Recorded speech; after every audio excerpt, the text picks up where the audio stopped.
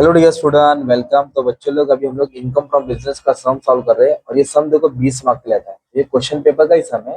ये सम को कैसे सॉल्व करने का, ये होता है क्या है, मतलब एक्चुअली इसको मार्क्स कैसे लेते हैं ना, एकदम बेसिक से बताता हूँ। कोशिश करता हूँ 10-12 मिनट में सम खत्म हो जाएगा। तो मान लो अभी हम लोग इनकम फ्रॉम बिजनेस का सम सॉल्व कर रहे हैं। इधर लिखेंगे इनकम फ्रॉम बिजनेस, क्या लिखेंगे? तो उसमें ना उसका रूल है, तो पहले ABCD करके याद रखो। क्या करके याद रखो? ABCD, है ना। तो सबसे पहले भी हम लोग क्या करेंगे, ब्लू पेन दे दो, नहीं कौन। तो सबसे पहले इधर अपन ये लिखेंगे इनकम प्रॉफिट, है ना। समझाता हूँ, एक सेकंड ना, पेन आ रहा है, चला गया। तो इनकम फ्रॉम बिजनेस में ABCD लिखा रहा है। तो सबसे पहले लिखेंगे प्रॉफिट एंड लॉस, क्या लिखेंगे? Net profit. क्या लिखेंगे? नेट प्रॉफिट हैज पर profit and loss account, has पर प्रॉफिट एंड, पहले ये लिखने का। ओके, उसका लिखेंगे प्लस, क्या लिखेंगे? इधर लिखेंगे एक्सपेंसेस डिसअलाउ, क्या लिखेंगे? पहले फॉर्मेट याद होना चाहिए ना, मतलब एक्सपेंस कंसिडर सेपरेटली, जो बिजनेस का एक्सपेंडिचर नहीं है, समझा तो अभी डिटेल में। पहले फॉर्मेट, इधर लिखेंगे माइनर। एक्सपेंस का उल्टा क्या होता है? इनकम। इधर लिखेंगे इनकम डिसअलाउ, क्या लिखेंगे? Income disallow. फिर चार, इधर 5 लाइन छोड़ा है तो इधर 4 लाइन छोड़ा। डी में लिखेंगे माइनस डेप्रिसिएशन, क्या करेंगे? माइनस डेप्रिसिएशन हैज पर इनकम टैक्स रूल एक्ट, है ना। ये सब पूरा नाम डाल देंगे, ये 4 हेडिंग। ओके, तो ये हेडिंग लिखने के बाद ना सबसे पहले क्या करने का, डेप्रिसिएशन पे अटैक मारने का। किस पे? डेप्रिसिएशन। और ऐसे टिक मार्क करो। एक डेप्रिसिएशन टेबल में है और एक एडजस्टमेंट में है।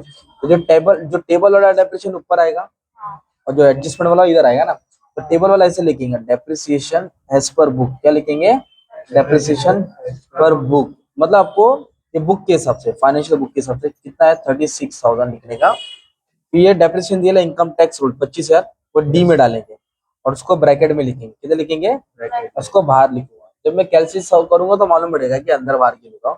इतना तो याद हो गया, टेबल का डेप्रिसिएशन इधर आया, एडजस्टमेंट का डेप्रिसिएशन इधर आया। फिर एडजस्टमेंट देखो कि इसमें क्या बोला है, 30% ट्रेवलिंग एक्सपेंस पर्सनल है, क्या है? तो ये जो एक्सपेंस डिसअलाउ है ना, इधर क्या लिखने का, जो बिजनेस के अंदर होता है ना वो नहीं लेने का, जो बिजनेस के बाहर है ना वो लेने का। Personal expense, drawing expense, proprietor का, जो बिजनेस के बाहर खर्चा हुआ है ना।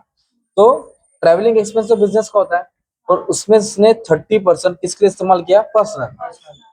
मतलब 40,000 में जो 30% है वो पर्सनल है, तो 12,000 पर्सनल आएगा। इधर आप क्या लिखेंगे? ट्रेवलिंग एक्सपेंस, क्या लिखेंगे? Travelling expenses. कितना परसेंट? 30%। तो कितना है 30%? 12,000। कितना आ गया? 12,000। सिंपल। यस। फिर ये पेड बोला, तो आपको मैंने बोला पेड किधर आता है? डिडक्शन में, वो एकदम लास्ट में लिखना है। ओके, तो अभी इसको पेड को छोड़ दो, मतलब ये पूरा मिक्स आता है ना भाई।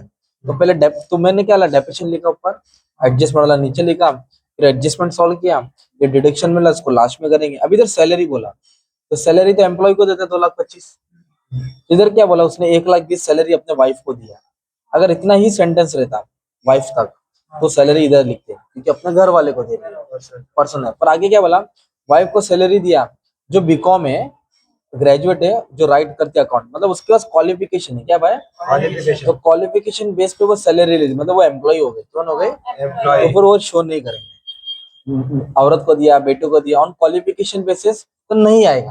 हाँ, अगर इतना ही दिया रहता, सैलरी दिया वाइफ को, सैलरी दिया वाइफ को, तो वो एक्सपेंस डिसअलाउ में लिखते, एक्सपेंस डिसअलाउ। अभी क्यों नहीं लिखा? क्योंकि वो वाइफ तो है पर वो ग्रेजुएट है ना, उसके पास क्या क्वालिफिकेशन, इसके वो एक्सपेंस डिसअलाउ नहीं हो गया, बिजनेस का ही एक्सपेंस हो गया। इधर क्या लिखने का? जो बिजनेस का नहीं है।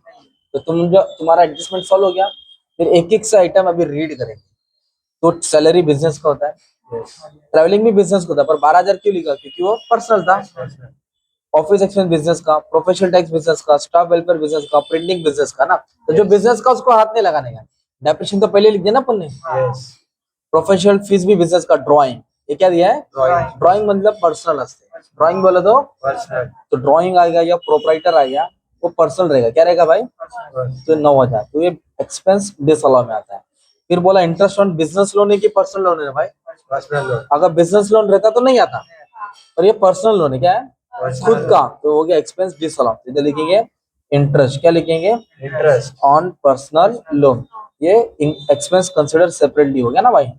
जीएसटी तो बिजनेस का होता है, जीएसटी क्या होता है? बिजनेस। ओके, तो उसको हाथ नहीं लगा, बस खत्म। तो सबसे पहले क्या लिखने का? नेट प्रॉफिट लिखने का। क्या लिखने का? Net profit. तो पहले मैंने ए लिखा ही नहीं, तो पढ़ो क्या है? Net profit as per profit. इधर दिख रहा है नेट प्रॉफिट कितना है? 4,00,000 93,350। ये पहले मैंने कॉपी कर दिया। यस। और फिर जो एक्सपेंस बिजनेस का नहीं है वो लिखा है ना, तो इसका भी टोटल क्या कर दूंगा मैं, बाहर डालूंगा, राइट। तो इसका टोटल कितना है मालूम है तुम्हारा, दूसरा वाला सम है, तुमने निकाले थे ना, हाँ। तो 36, 12, 9, 45 है ना, तो 1,02,000 कितना है। 1,02,000। अभी दोनों को मैं ऐड करूंगा ना तो 5,95,350, 5,95,350 ये ऐड करके आया है ना। अच्छा, एक्सपेंस डिस वाला मतलब जो बिजनेस का एक्सपेंडिचर नहीं है, मतलब पर्सनल प्रोप्राइटर, तो उसका मैंने लिस्ट भी बना दिया, फॉर्मेट भी बना दिया, वो भी डिस्कस करते हैं, ओके।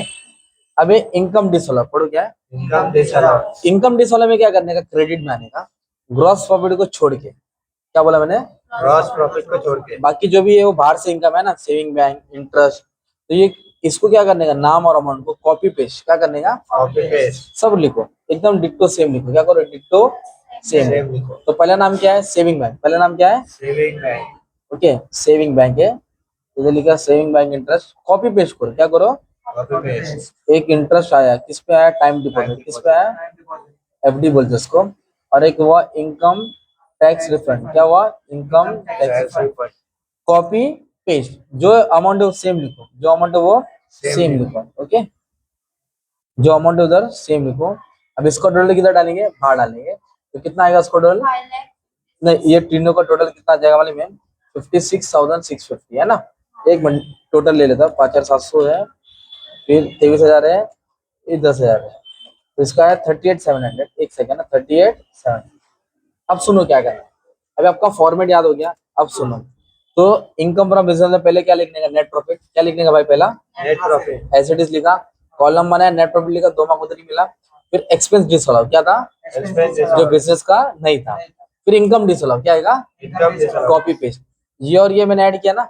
यस। अब इसमें से ये दोनों क्या करेंगे, माइनस करें, तो मैं क्या कर रहा हूँ, 5,95,350 में से ये माइनस करो, इनकम डिसअलाउ, ओके, और depreciation as per IT act, depreciation as per IT act, ये जो अमाउंट है ना 5,31,650, 5,31,650, इसको बोलेंगे इनकम फ्रॉम बिजनेस, क्या बोलेंगे भाई, इनकम फ्रॉम तो बिजनेस। इतना सा सम 10 मार्क का हो गया, इतना सा सम 10 ए बी सी डी है ना।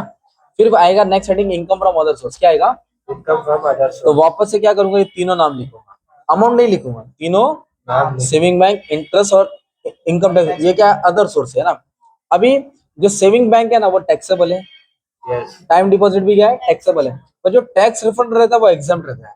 टैक्स रिफंड क्या रहेगा, जैसे गिफ्ट एग्जाम रहता है, गवर्नमेंट अवार्ड एग्जाम रहता है, वैसे ये भी नाम याद रखो, इनकम टैक्स रिफंड एग्जाम है, क्या है, तेजवर्ती टैक्स ना है, तो दो अमाउंट टैक्सेबल है, तो सेविंग बैंक का 5,700 टैक्सेबल है, और इंटरेस्ट ऑन एफडी ये भी टैक्सेबल है, बट इनकम टैक्स रिफंड क्या है, एग्जाम, इस पे टैक्स लगेगा नहीं, तो दोनों का भी मैं क्या करूंगा, ऐड कर दूंगा ना, तो ये 28,700 आएगा, कितना आएगा, 28,700। अब इस पे 28,700 क्या किया, ऐड किया, तो अपने को क्या मिला, 5,60,350 ग्रॉस टोटल इनकम, क्या मिला, ग्रॉस टोटल इनकम, ये वही हो गया जो हम लोग ने सैलरी में किया, डिडक्शन में किया है ना, हाउस प्रॉपर्टी में किया, और डिडक्शन को मैंने बोला था ना कैसे पहचानने का, पेड करके आएगा ना, तो इसने क्या पे किया, लाइफ इंश्योरेंस पे किया है, यस। और स्कूल फीस भरा, मतलब ट्यूशन फीस, तो जो लाइफ इंश्योरेंस होता है, जो स्कूल फीस होता है वो डिडक्शन में आता है, देखो लाइफ इंश्योरेंस भी एटीसी में आता है, ट्यूशन फीस या हो स्कूल फीस, ट्यूशन फीस हो जाओ या स्कूल फीस, वो भी किधर आता है, एटीसी में, और एटीसी का लिमिट कितना भाई, 1.5 लाख, 1.5 लाख। ये कंडीशन याद करना है। अब इधर कितना इसने भरा है, इसने भरा है 60,000, 65 स्कूल फीस भरा है, एटीसी स्कूल फीस में आया, ओके, कितना भरा, 65, कितना भरा, 65। और 1 लाख काय का भरा, एटीसी में, एलआईसी किसका भरा, LIC। तो एटीसी की लिमिट कितना है कि भाई 1.5 लाख, टोटल 1,65,000 हो रहा है ना, यस। 1,65,000 डिडक्शन में नहीं आएगा, क्योंकि एटीसी का कानून क्या बोलता है, तुमको डिडक्शन सिर्फ 1.5 लाख मिलेगा, टोटल आया 1,65,000 पर हिसाब में कितना आएगा, 1.5 लाख। 1.5 लाख, वो रूल है एटीसी का। और फिर इसके बाद एक डिडक्शन और है, किधर है मालूम है, देखो ये क्या पढ़ो, interest on saving bank interest है ना, यस। सेविंग बैंक इंटरेस्ट मैंने बताया ना, टकला आए है, तो जो भी सेविंग बैंक का इंटरेस्ट है वो डिडक्शन में आता है, 80 में, तो इधर लिखेंगे 80 क्या लिखा, सेविंग बैंक अकाउंट, उसका लिमिट कितना है, 10,000, लिमिट कितना है, 10,000। और इधर इंटरेस्ट कितना मिला अपने को, 5,700। मतलब 10,000 से ज्यादा नहीं आएगा, 10,000 से ज्यादा, नहीं आएगा। 8 है तो 8 आएगा, 9 तो 9 आएगा, 10 है तो 10 आएगा, 15 रहेगा तो भी 10 आएगा, 18 रहेगा तो भी 10 आएगा, इसको ऐड किया तो 1,55,700 आया है ना। Yes. अब इसमें से इसको क्या कर देंगे, माइनस करेंगे, तो ये जो भी आंसर आया वो तुम्हारा नेट टैक्सेबल इनकम रहेगा। क्या रहेगा? Net taxable इस तरह ये सम 20 मार्क के लिए एग्जाम में कंफर्म आता है। कंफर्म का मतलब समझ में 101% आता है, ठीक है। आपको अच्छे से फॉर्मेट याद करना है और प्रैक्टिस करना है।